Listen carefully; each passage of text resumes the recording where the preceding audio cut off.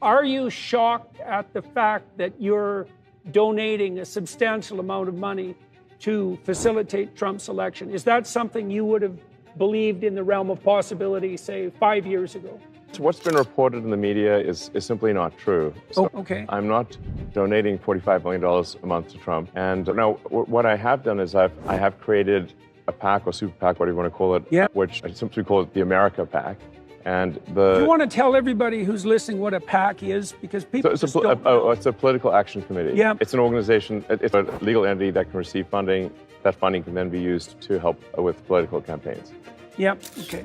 And how does that differ from a direct donation? There are specific limits on direct donations to candidates, and the PAC system is the way of putting a political structure in place that sort of runs parallel with the formal political system. And yeah, you can donate money directly to candidates. That amount is fairly small. Yeah. And you can donate a lot more money to a political action committee or a super PAC. There are various rules that govern the operation of PACs and super PACs, but it certainly allows for a lot more money in the system than would otherwise be possible. And these are used, to be clear, on the Democrat and Republican side. Yes. And I actually think that... So it's an open playing field on the PAC side. Yes, yes. Yeah. What are you hoping to accomplish with this? And what's the PAC called? It's called the America PAC. America PAC. Okay. Yeah, well, that's easy to remember. It's very easy to remember. Yeah. And it's not meant to be sort of a hyper-partisan PAC. It's actually the core principles of this America PAC the intent is to promote the principles that made America great in the first place. So I wouldn't say that I'm, for example, MAGA, or Make America Great Again. I think America is great. I'm more MA, Make America Greater. And there's some core pillars, core values that have, I think, made America great. Could you elucidate those? Yeah. So one of them is being a meritocracy. Or maybe as much of a meritocracy as possible, such that you get ahead as a function of your hard work and your skill, and nothing else. Yeah. Which is why I would be opposed to, for example, things like DEI.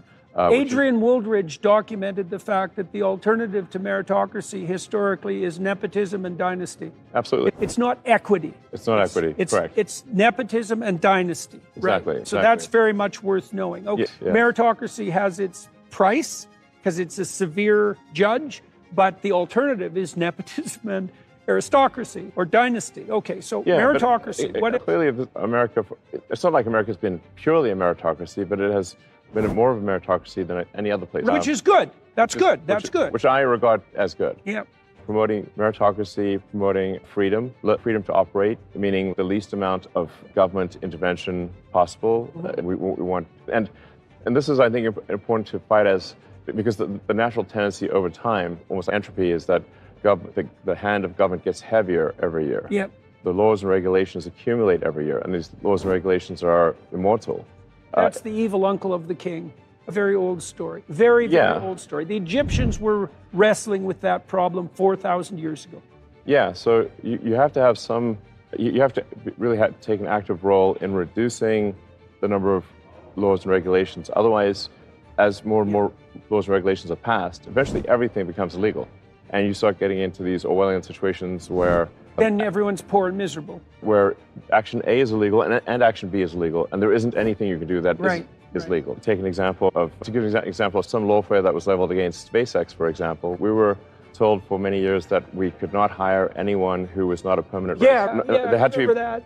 Well, so SpaceX develops advanced rocket technology, which is considered an advanced weapons technology because it's a core part of like intercontinental ballistic missiles. Yeah. So there are only a handful of things in the sort of highest level of weapon technology, and rocket technology is one of those, because we could deliver a payload and basically bomb anywhere on Earth, from anywhere on Earth. So I was told in no uncertain terms by the government that if we hired anyone who was not a permanent resident of the United States, they had to have either a green card or a citizen, that I would go to prison. Oh, yeah. Because the presumption if somebody's not a permanent resident is that they will leave the United States and take the rocket technology from SpaceX to potentially to countries that would cause harm to the United States. Pretty solid reasoning, I think. And then a few years ago, the Biden administration decided to sue SpaceX for failing to hire asylum seekers. Right. Yeah, I remember that. We're told on the one side that if we hire anyone who's not a permanent resident, we go to prison. Now we're told if we don't hire asylum seekers, not people who've been granted asylum, Seekers. Seekers. They aspire to asylum. They are therefore not a permanent resident, but if we don't hire them, we also go to prison. The purpose of being damned if you do and damned if you don't is to make damn sure that you're damned. Correct. So that's a kind of that seemed to be insane and unfair. And why did the Biden administration? Because they can only do so many big cases per year. There's a finite number they can. Yeah. Why would the Justice Department, of all the injustices that occur, pick this as one of their biggest cases? Yeah. Why? Why do you think? I think they probably had I don't know. There was some lawfare, I think. I think it was political. I think it was the relationship to you. I don't know all the things, but this is before supporting Trump or anything like that. Yeah. In fact, I supported Biden, and before that, Hillary, and before that, Obama. So that's why I was asking if this comes as a shock. I don't know if it could just be random. It could be like they didn't tell us why pick us, why do such a crazy lawsuit. Random's a bad. Even if it is random, that's still bad. It's still bad. It's just a marker of incompetence. But if it's not random, it seems to be highly unlikely to be random. Yes, and also why attack SpaceX and not say Boeing or Lockheed? I think part of it might be that SpaceX is not unionized, and the Democratic Party in the U.S. is fundamentally controlled by the unions. Mm-hmm. So that I'm speculating here, but since we're not unionized, we're I think a very happy workforce, and I'm out there on the factory floor. I don't see if people are happy. It's a good vibe. They're engaged in something ridiculously exciting. It's cool. At minimum, that's not nothing. People can go a long ways if they're part of a project that's aiming at Mars, let's say. That's definitely aiming up. That's really exciting. That's a real opportunity for people. Yeah. What do you think of Trump? I don't subscribe to cults of personality. Yeah. So for me, it's really just we've got a choice of administrations, and we have to pick one. Yeah. And I think there are flaws on both sides. What do you think his flaws are? He's a complicated person, and I've been trying to suss him out and figure him out, because some of the things that look like flaws might be advantages in disguise. He seems to me to be pretty good at standing up to psychopathic bullies, for example. Sure. And that's a useful skill, and it's not easy. You have to be a bit of a monster to manage that. And it isn't obvious to me how many of even the divisive idiosyncrasies of Trump are the mirror image of his capacity to stand up to bullies. Right? That's a tough call, man. So you've obviously decided to lay your efforts down on the side of the Trump administration in the forthcoming election. And so it's really, I think we need a change of administration. I think many years ago, I think probably the Democratic Party was the party of meritocracy and of personal freedom. Yeah. They used to be the free speech party. Yeah. And these days, they seem to be the censorship party under the guise of hate speech. So weirdly, in my view, the Republican Party is actually the party of that's the meritocracy party, because the Democrats are also promoting DEI, which is really just another form of racism and sexism. It's the most pernicious form, I think, actually. So it's anti-meritocratic. DEI is fundamentally anti-meritocratic. It insists on dividing people by groups as the primary, what would you say, conceptual distinction between individuals. Yes, race, in fact, ethnicity, sex. I think the Democratic Party is stoking division. I think the evidence for that's clear. All of this group identity nonsense has made things much more. I can see it in Toronto.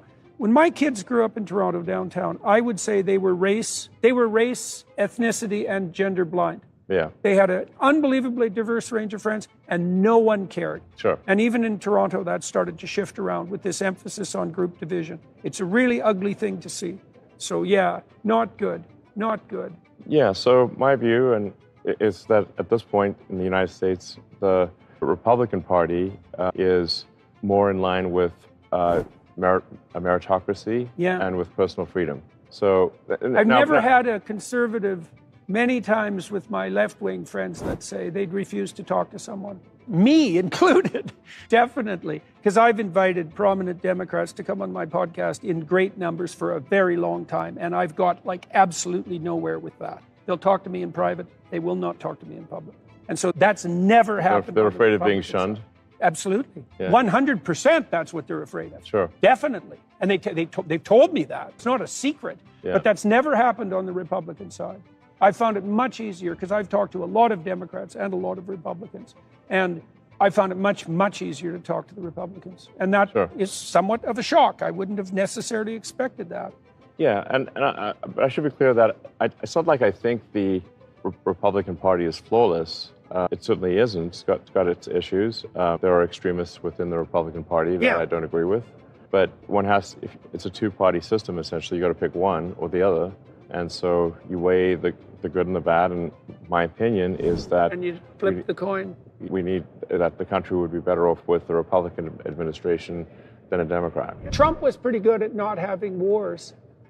Yeah. Yeah, which is actually quite a big thing. It's really a big thing. And what he did with the Abraham Accords, that was a miracle, I think. No, absolutely. He should have got the Nobel Prize for that. I think there's something to be said that America needs a strong leader, and where you have the perception of strength.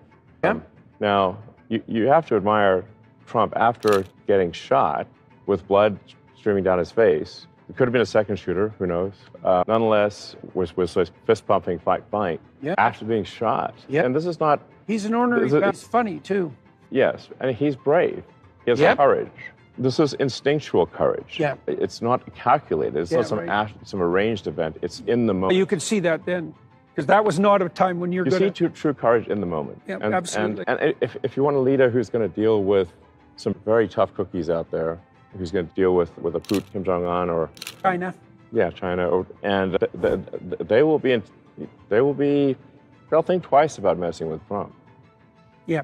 And poor Biden can't make it up the stairs. And obviously he's stepped out of the race. But nobody's going to be intimidated by Biden. It's impossible. But I think they will be intimidated by a guy who was fist pumping after getting shot. We saw that, I think, in his administration. Yeah. Because peace did reign, and that's a bit of empirical evidence. Can I ask you a little bit about one of the things that you've been relatively vocal about, and I understand that there's a personal connection to this as well. I am, for what it's worth, I'm particularly unhappy with what my colleagues in the psychological field have done with regards to gender-affirming care. I think they are a pack of contemptible cowards. Yes. And I think that everyone who's been involved in this in relationship to minors should go to prison. I agree. Okay, why do you agree? What's your oar in the water in this particular... This is the worst medical and psychological malpractice I've ever seen anywhere, including what I've done, what I've studied in reference to historical atrocity. Eugenics, what do you call those, prefrontal lobotomy, even the sorts of things that were going on in Nazi Germany. At least the bloody Nazis knew it was wrong and tried to hide it. Yes. Okay, so why are you engaged in this particular battle? You said you're going to move a couple of your company headquarters out of California because of the last legislative move that Gavin Newsom pulled with regards to the trans issue.